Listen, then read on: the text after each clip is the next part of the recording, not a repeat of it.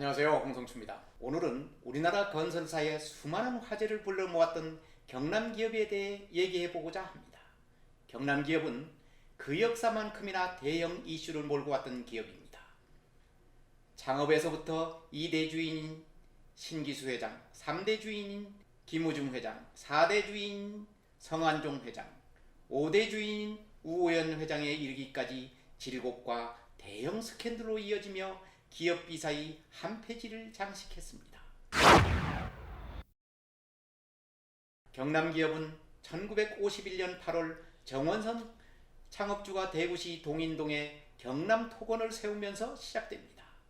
당시는 6.25전쟁 와중이라 대구에서 토건업이 한창 일어날 때였습니다.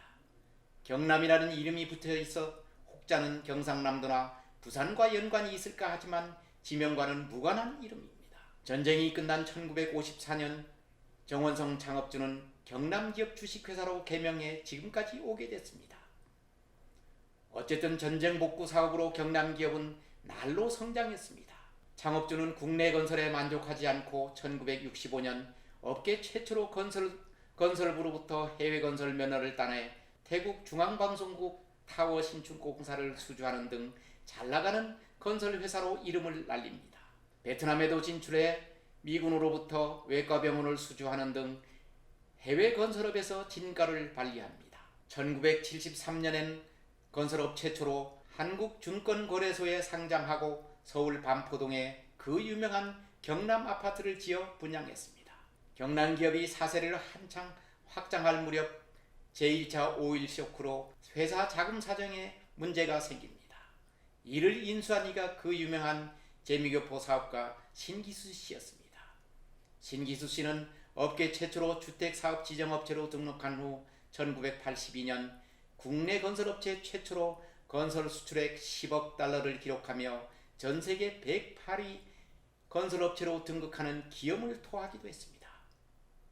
신 회장은 건설업을 주축으로 한국운수, 경남유통, 경남양행, 영남에너지 등을 설립하거나 인수해 명실상부한 그룹을 형성합니다.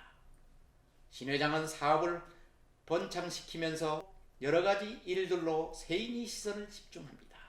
당시 톱배우였던 장미 씨와 약혼설이 나와 충무로를 뜨겁게 달구기도 했습니다.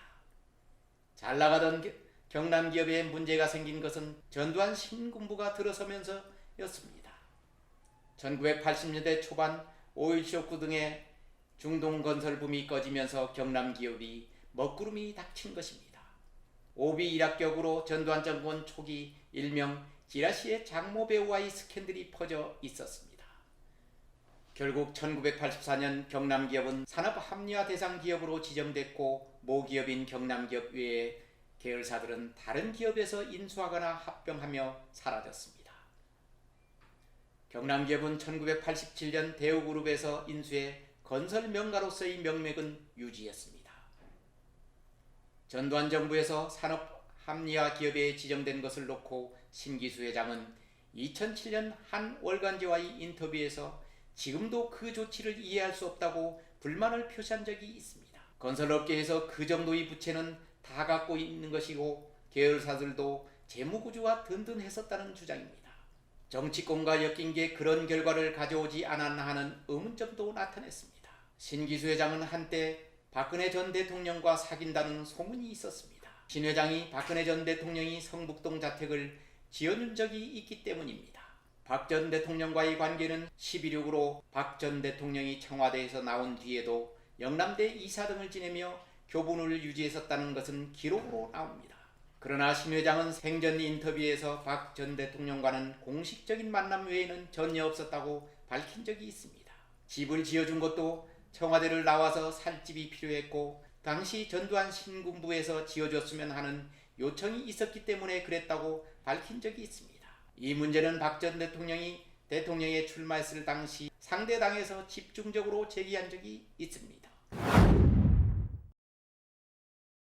아무튼 신기수 회장은 경남기업에서 손을 떼고 있다가 2007년 지병으로 별세하고 맙니다. 타계할 때도 독신이었습니다. 그 뒤 경남기업은 대우그룹에서 인수해 해외 사업과 국내 토목 사업들을 착실히 진행했습니다. 그러다 IMF 구제금융 시절 대우그룹이 몰락하면서 경남기업 역시 워크아웃에 처해지는 신세를 지고 맙니다.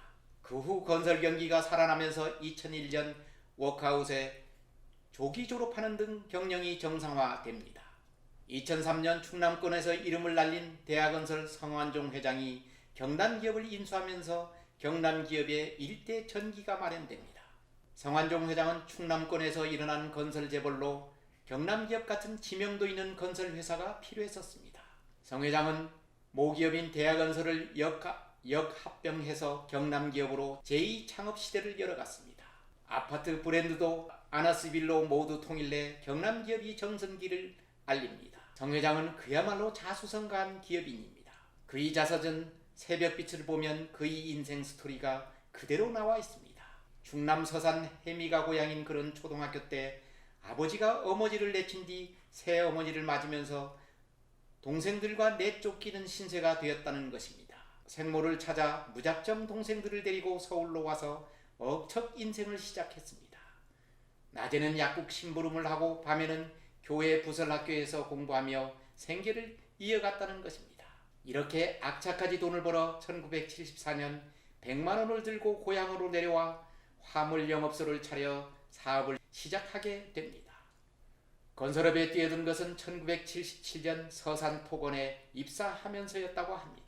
성 회장이 열심히 일하는 것을 본 당시 사장이 회사 인수를 권유해 서산토건을 인수하고 대하건설로 개명한 뒤 플랜트 산업 설비 분야에서 주택 토목까지 사업 영역을 확장해 충남 건설업계에서 돌풍을 일으켰습니다.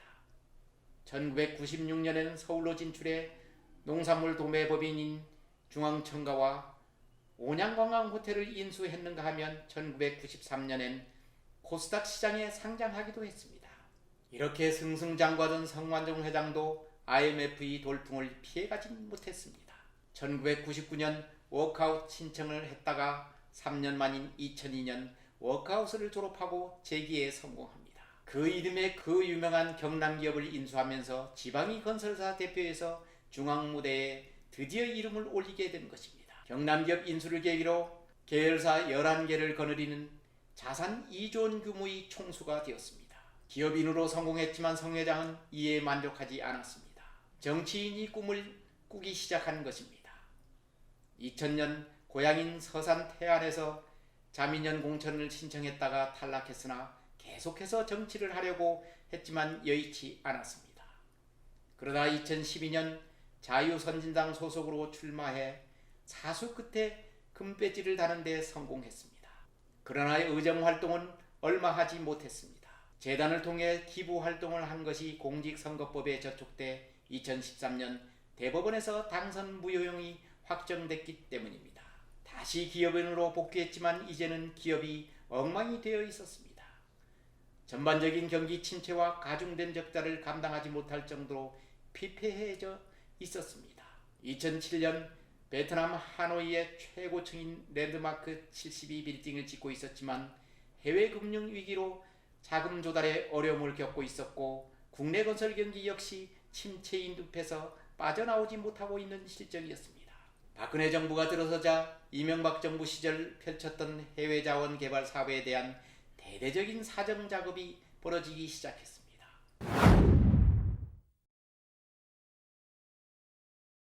성 회장은 2015년 4월 이명박 정부 시절 해외 자원 개발 사업 참여 과정에서 정부로부터 받은 성공 불용 자금을 횡령 수백억 원대의 비자금을 조성한 혐의 등으로 검찰이 수사를 받게 된 것입니다. 성 회장은 이에 대해 사정당국에 정면 반박하면서 적극 대응에 나섭니다. 이명박 정부 인수위원회 자문위원으로 참여한 인연 때문에 MB맨으로 분류됐고 이로 인해 표적 수사 대상이 됐다고 억울하다고 기자회견을 통해 폭로하기도 했습니다. 이 기자회견을 열고 난 다음날 그는 북한산에서 극단적인 선택을 하며 파란만장한 삶을 마감하고 말았습니다. 이때 발견된 메모가 성완종 리스트입니다. 당시 총리와 여당이 중진 국회의원, 청와대 관계자들이 줄줄이 이름이 적시된 메모는 언론에 연일 오르내리면서 스캔들로 비화됩니다. 1심에서 당시 이완구 총리가 실형을 선고받았고 홍준표 의원도 실형이 선고됐지만 2심과 대법을 해서 무죄가 선고되면서 성완종 리스트는 실체가 없는 스캔들이 되고 말았습니다. 성 회장이 극단적인 선택을 하면서 경남기업 역시 법정 관리에 들어갔고 결국은 상장마저 폐지되면서 화려했었던 막을 내리고 맙니다. 이후 사모펀드에 매각되었다가 2017년 SM그룹에서 인수해 이름은 이어가고 있습니다. 오늘 경남기업이 흥망성쇠를 살펴보면서 참 기구한 운명을 가진 회사다라는 느낌을 받을 수밖에 없었습니다. 대구에서 일어나 주인이 바뀌고 그 주인이 정치권과 연결돼 결국 다시 대그룹에 인수됐다가 그 대그룹이 몰락하면서 신흥재벌로 인수됐다가 경영이 아닌 정치 외도를 하다가 본인도 극단적인 선택을 하고 말았고 기업도 몰락하고만 경남기업의 역사는 하나의 파노라마가 아닐 수 없습니다. 경남기업을 거쳐간 오너들 역시 모두 불운으로 끝났다는 사실 또한 흥미롭습니다. 경남기업의 역사를 보면서 오너 경영인의 자세가 얼마나 중요한지 다시금 생각해 봅니다. 감사합니다.